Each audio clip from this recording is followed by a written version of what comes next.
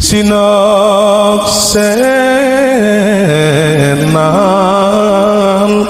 bumi. Seperti yang sudah saya sampaikan pada video beberapa tahun yang lalu, bahwa semesta ini sedang melakukan pembersihan. Diawali dari COVID-19, itu adalah awal dari pembersihan yang pernah saya sampaikan. Kemudian saya juga menyampaikan bahwa pada 2025 nanti adalah puncak dari pembersihan yang dilakukan oleh semesta, di mana tanda-tandanya adalah akan banyak sekali kekacauan-kekacauan. Orang-orang yang selama ini kita agung-agungkan itu akan dibukakan keasliannya. Saya pernah menyampaikan bahwa sing aling-alingan bakal konangan. Artinya bahwa akan dibukakan kemunafikan-kemunafikan atas nama kelompok tertentu yang kemudian tujuannya adalah untuk meraih duniawi, akan dibukakan. Sehingga seperti yang kita sama-sama tahu, hari ini banyak sekali orang-orang yang selama ini mengatasnamakan golongan tertentu, kelompok tertentu untuk meraih duniawi, hari ini sudah dibukakan secara terang benderang. Ini adalah salah satu pertanda semesta ini sedang melaksanakan pembersihan. Jadi ini akan terus berlanjut berbarengan dengan menurunnya perekonomian negeri ini, termasuk perekonomian dunia. Kemudian dampaknya kepada kita sebagai masyarakat, khususnya kalangan menengah ke bawah, terasa begitu sulit. Pekerjaan sulit, usaha tidak mengalami pertumbuhan. Ini adalah awal di mana kita akan masuk kepada resesi ekonomi kita yang sebenarnya. Perlu diketahui bahwa resesi perekonomian kita puncaknya adalah di bulan Juni. Percaya tidak percaya, tapi ini akan terjadi. Kita saat ini sedang mengarah ke sana. Dalam kondisi ini kita harus lebih bersabar, lebih tekun, lebih bulat, dan lebih percaya dan yakin kepada Yang Maha Kuasa. Kita berikhtiar, akan tetapi kita pasrahkan segala sesuatunya, hasilnya kepada Yang Kuasa.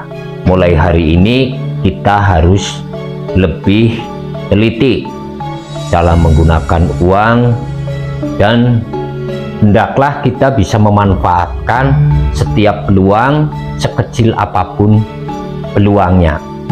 Kita jangan terlalu terpaku kepada satu usaha. Misalnya yang bekerja itu jangan hanya mengandalkan kerja, tapi jika memiliki tanah, memiliki lahan, walaupun itu tidak luas, manfaatkan.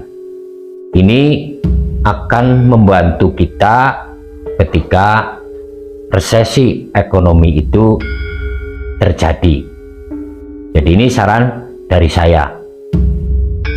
Jadi kita jangan terpaku kepada satu usaha. Apapun peluangnya, sekecil apapun peluang itu, maka kita manfaatkan. Ini semua untuk menyelamatkan kita dan keluarga kita. Dan kita akan sama-sama tahu, akan sama-sama mengalami. Dan pada saat itu juga bersamaan dengan penanggalan 1 Suro, penanggalan Jawa. Ini juga berkaitan dengan prediksi-prediksi setelah 1 Suro tahun 2025. Jadi akan banyak kejadian-kejadian peristiwa-peristiwa akan terjadi. Salah satunya adalah resesi ekonomi. Akan banyak kesulitan akan dialami oleh banyak orang. Selain daripada itu, setelah 1 Syuro yang akan datang di tahun 2025 ini, selain dari resesi ekonomi, juga akan memuncaknya konflik-konflik yang selama ini, yang berbulan-bulan, bertahun-tahun sudah terjadi, dan ini akan memasuki puncaknya.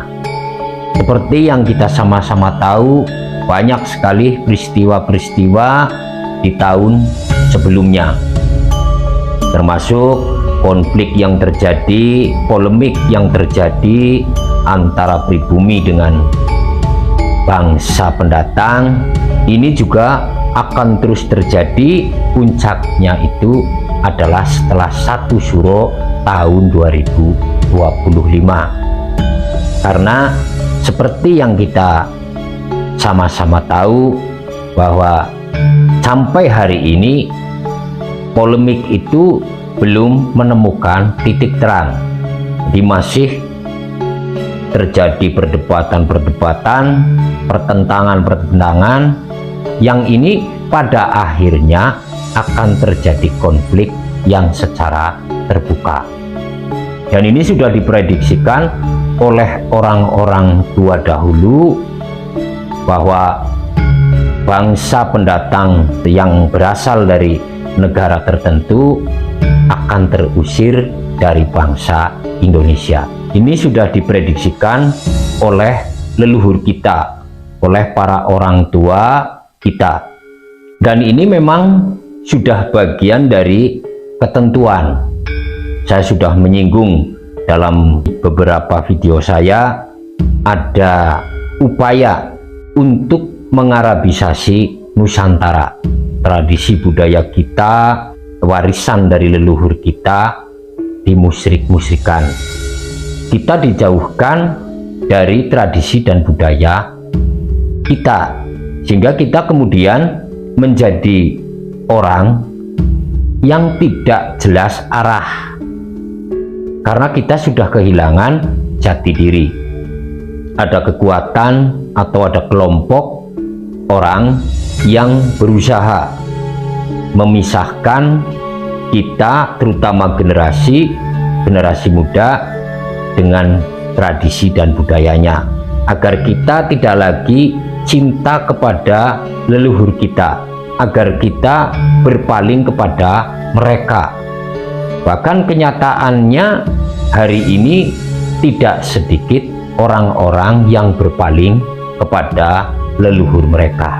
Dan ini adalah tujuan dari mereka-mereka yang memiliki kepentingan.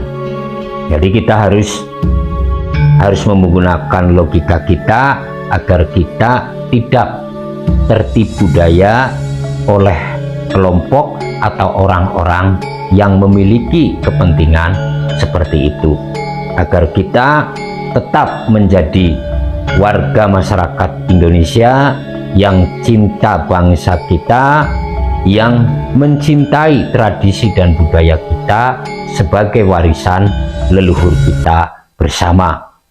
Agama kita boleh apa saja, itu menurut keyakinan masing-masing, akan tetapi identitas kita adalah Nusantara.